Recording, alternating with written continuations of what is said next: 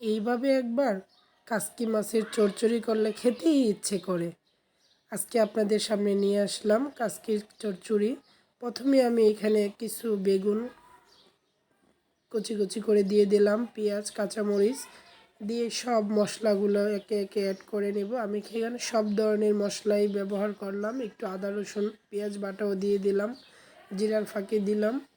তারপর সবগুলোকে ভালো করে মাখা জাকা করে নেব। এখানে মাখা জাকাটাই খুব টেস্ট হয় আমার কাছে মনে হয়। তারপর দিয়ে দিলাম মাছগুলো।